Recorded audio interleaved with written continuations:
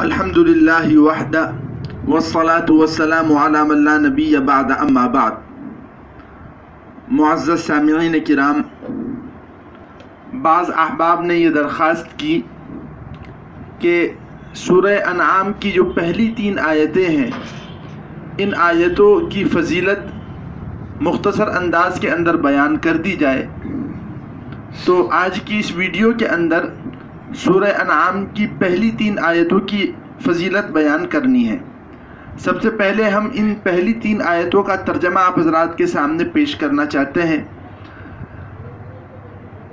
اللہ تعالیٰ ارشاد فرماتے ہیں: الحمدللہ الذی خلق السماوات والارض وجعل الظلمات والنور ثم الذین کفروا بربهم یعدلون والذی خلقکم من طین ثم قضى اجلا واجل مسمى عنده ثم انتم تمترون وهو الله في السماوات وفي الارض يعلم سركم وجهركم ويعلم ما تكسبون۔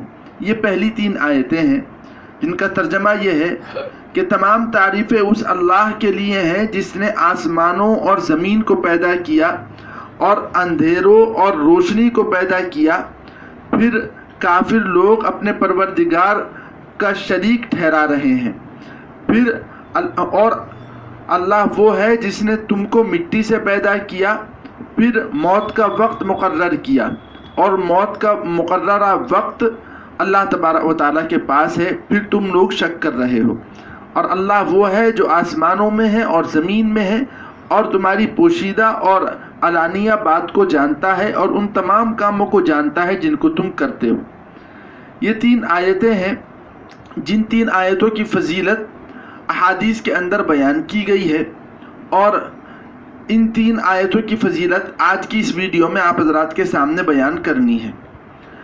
امام دیلمی رحمۃ اللہ علیہ نے حضرت عبداللہ ابن مسعود رضی اللہ عنہ سے ایک روایت نقل کی ہے۔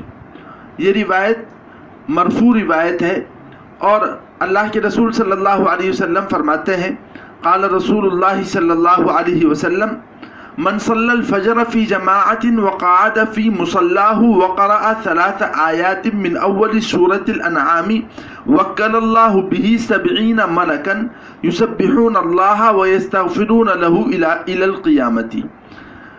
کہ جو شخص جماعت کے ساتھ فجر کی نماز پڑھتا ہے اور اپنی نماز کی جگہ بیٹھا رہتا ہے اور سورہ انعام کی پہلی 3 آیتیں پڑھتا ہے، تو اللہ تبارک و تعالیٰ اس کے لیے 70 فرشتوں کو مقرر کر دیتا ہے جو اللہ کی تسبیح بیان کرتے ہیں اور اس شخص کے لیے دعائیں مغفرت کرتے ہیں قیامت کے دن تک۔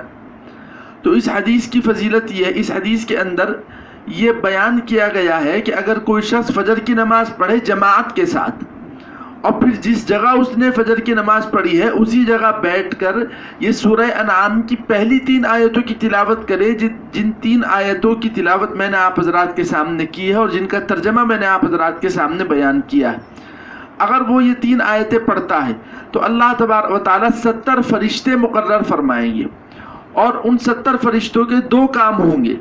پہلا کام تو یہ کہ وہ اللہ تبارک و تعالیٰ کی تسبیح و تحمید بیان کریں گے، اور دوسرا کام یہ ہے کہ وہ فرشتے اس شخص کے لیے دعائیں مغفرت کرتے رہیں گے، اور یہ سلسلہ قیامت تک جاری رہے گا۔ قیامت تک یہ 70 فرشتے اللہ کی تسبیح بیان کرتے رہیں گے، اور قیامت تک یہ فرشتے اس شخص کے لیے دعائیں مغفرت کرتے رہیں گے۔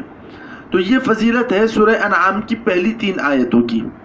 ایک اور حدیث ہے جو حدیث حضرت عبداللہ ابن عباس رضی اللہ عنہ سے منقول ہے، یہ بھی مرفوع روایت ہے۔ اس حدیث کے اندر بھی سورہ انعام کی ان پہلی 3 آیتوں کی فضیلت بیان کی ہے۔ وہ حدیث کیا ہے؟ حضرت عبداللہ ابن عباس رضی اللہ عنہ فرماتے ہیں کہ اللہ کے رسول صلی اللہ علیہ وسلم نے ارشاد فرمایا: من قرأ اذا صلى الغداة 3 آیات من اول سورة الانعام نزل الیہ 40,000 ملک یکتب له مثل اعمالہم وبعث الیہ ملک من 7 سماوات ومعه مرزبة من حدید فإن أوحى الشيطان في قلبه شيئا من الشر ضربه حتى يكون بينه وبينه 70 حجابا فإذا كان يوم القيامة قال الله تعالى أنا ربك وأنت عبدي امشي في ظلي वशरब मिनल कौसर वक्तसिल मिनस सलसबील वदखुलिल जन्नत बगैर हिसाबिन वला अदाबिन। इस हदीस के अंदर अल्लाह के रसूल सल्लल्लाहु अलैहि वसल्लम इरशाद फरमाते हैं कि अगर कोई शख्स फजर की नमाज पढ़े और फजर की नमाज के बाद सूरह अनआम की पहली 3 आयतें पढ़ ले तो अल्लाह तबारक व तआला 40,000 फरिश्तों को उतारते हैं, और ये 40,000 फरिश्ते अल्लाह ताला की इबादत करते हैं।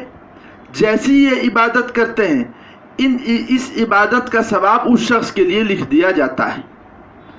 और फिर अल्लाह तबारक व तआला आसमान से एक फरिश्ता उतारते हैं। इस फरिश्ते के हाथ में लोहे का एक हथौड़ा होता है। जब शैतान इस शख्स के दिल में किसी शर का वसवसा डालता है तो ये फरिश्ता उस शैतान के ऊपर हथौड़े के ज़रिए से एक ज़रब लगाता है, जिसके नतीजे में वो शैतान इस शख्स से दूर चला जाता है, और इतना दूर चला जाता है कि उस शख्स के दरमियान और शैतान के दरमियान 70 हिजाबात आ जाते हैं। फिर अल्लाह तबारक व तआला इरशाद फरमाते हैं कि तू मेरा बंदा है और मैं तेरा परवरदिगार हूँ, तुम मेरे साए के अंदर आ जाओ। क़यामत के दिन अल्लाह तबारक व तआला फरमाएंगे तुम मेरे साए में आ जाओ और हौज़े कौसर से पानी पियो और सलसबील से तुम गुस्ल करो और जन्नत के अंदर दाखिल हो जाओ, तुम्हें कोई सज़ा नहीं दी जाएगी, तुमसे कोई हिसाब व किताब नहीं लिया जाएगा। ये सूरह अनआम की पहली 3 आयतों की फजीलत है। आप अंदाज़ा कर सकते हैं कि कितनी बड़ी फजीलत है।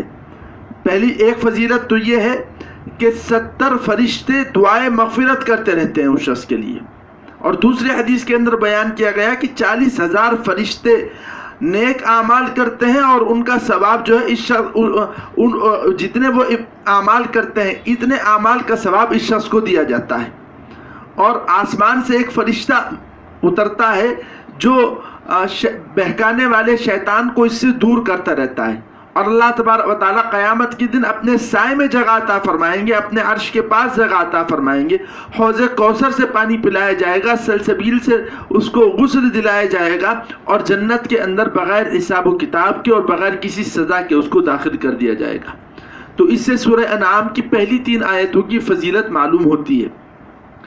हत्तल इम्कान आप कोशिश करें कि ये जो फ़ज़ाइल बयान किए गए हैं इन पर अमल करने की अल्लाह तबारक व तआला तौफ़ीक़ अता फ़रमाए, और इन पर अमल करने की मुकम्मल तौर पर कोशिश करनी चाहिए।